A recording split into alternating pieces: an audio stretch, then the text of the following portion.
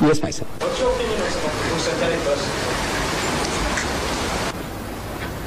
Well, as the word says, satanic. The guy is satanic. The guy who wrote the satanic verses is satanic.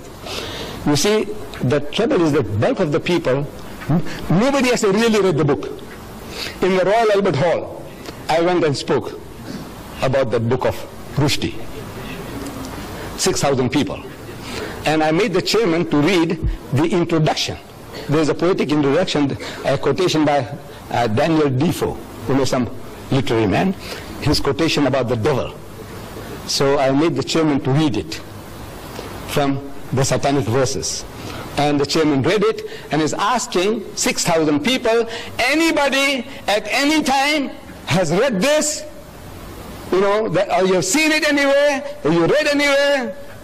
Out of 6,000 people, one guy put up his hand. Where? In the satanic verses. Then I'm asking the people, the audience. I said, you see, Rushdie has something special to tell about you, you Londoners. I said, you know, on the very first page, he calls you all bastards. You Londoners are all bastards. Do you know that? No. I said, Londoners, I said, you, whether you are an English Londoner, or a Pakistani Londoner, or a Sikh Londoner, or a Hindu Londoner, you are a Londoner, you are a bastard. Shocked. Shocked. I said, look, what have you been reading? You say this book is very good. I said, come on, talk to me. Then, of course, it was more than an hour's talk. I'm giving him what he says about Rama, what he says about Sita. Did you read it? He says, no. I said, you were going to kill him, you. What is about you white people? The whole white race is this white women, no mind, fat, Jewish or non-differential. White women, I can't say.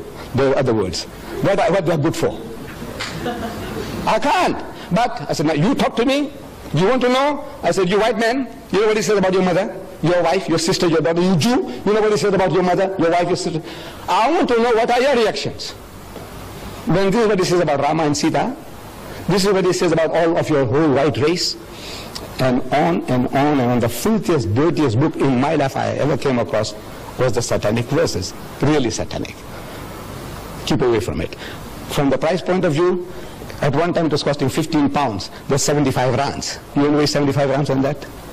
It's about 540 pages. 75 rands. Here I'm giving you, my son, 2,000 pages free of charge.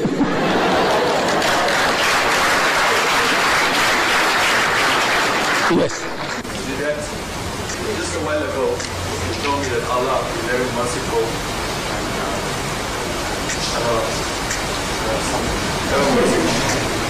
Now, I know some of us you are terribly wrong, but anyway, I'm living in the modern times now, and we have freedom of speech and freedom of writing.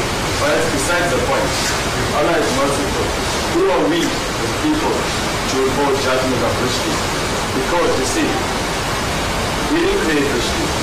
He was created by God himself. And who are we to formulate opinions and impose death sentence to the point when we have God himself to decide? Now, if Allah is merciful, why can't we be merciful? Beautiful. Beautiful. I'm a Hindu student, and my scriptures teach you to be obedient, merciful, and sympathetic to whoever we meet. Now, we must sympathize with Rushdie. We understand he has a problem, but we're not in a position to impose death sentences upon him as a late by Ayatollah Khomeini did. Now, I appeal to the Muslim people, Muslims in general, to forgive Rushdie and give him a break and allow him to apologize.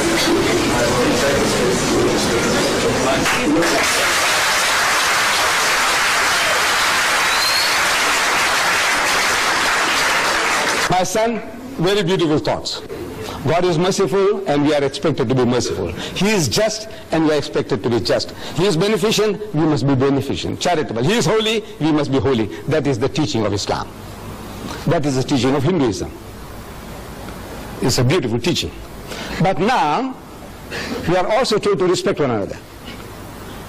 Now I ask you, what is your name? So you tell me I'm Mr. So-and-so, Naidu, or Padyachi, or Mudli, or Govanda, whatever. They say, yes. I knew your great-grandmother. Because a lot of people, I know their grandfathers and grandmothers. I'm 73 now. Since I was a young man, I have been moving around a lot, you see, I know. So I said, yeah, your grandma, yeah, man. Within the state, she used to live there, you know. You know, she was the biggest whore. I said, you know, she was international, not only for Indians. Now, if you punch me in the jaw, have I a right to blame you? So what am I doing? I'm asking for it. Am I not? So what am I doing? Talk, man, talk. Talk nicely about everybody. You swear my mother, look, you can call me anything. I'm big enough. I told you. I said, this old man can take it, if you remember. You know, I said, ask any questions, even criticism will be welcome. I said, this old man can take it. I stand by that. But now you come along there while you're asking me questions and you swear my mother, you know, at this someday, I will punch you in the jaw. By God. No, I'm not. I'm talking frankly. My mind is still 16. In my mind, I'm still 16-year-old. I know my body belies that. You see, but my mind tells me I can give it to you, and I will punch you in the jaw. Maybe I'll break your jaw and also break my hand, because it's gone too soft now. It's not what it was before. You see, but now this is the natural reaction of anybody. You swear my mother? Look, call me anything, man. Call me an ox, call me a donkey, call me a fool. I can tolerate you. But leave my mother out of the picture. You understand? Don't talk about my mother. Don't talk about my wife. Don't talk about my daughter. Now there, I'm going to go berserk. You blame me for that? You see, the Western law, beautiful. It protects the living. If I call your mother a whore, your mother has a right to take me to court. Did you know that? She has a right to take me to court for besmirching her fair name. I call her a whore.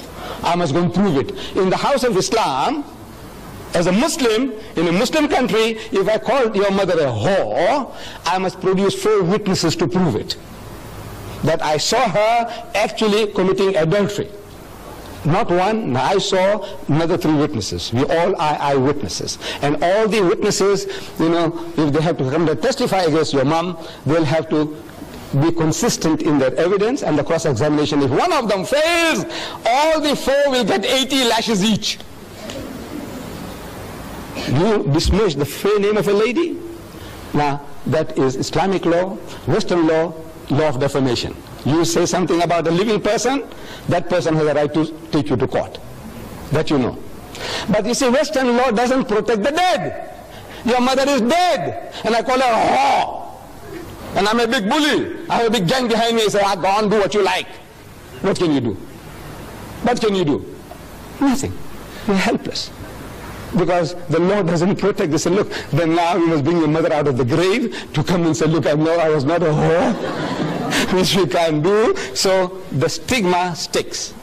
So that guy, I have no right to forgive. If somebody saw your mother, or I saw your mother, these people have no right to forgive me. Your mother has a right. If she's living, she has a right to forgive me. You forgive me, your brothers and sisters forgive me, your father forgives me, your mother forgives me. But if your mother is dead, if she's dead, I get away with it. So this is the law why the man says, now you say something about my mother which is blasphemous, and the law of blasphemy in the house of Islam is death.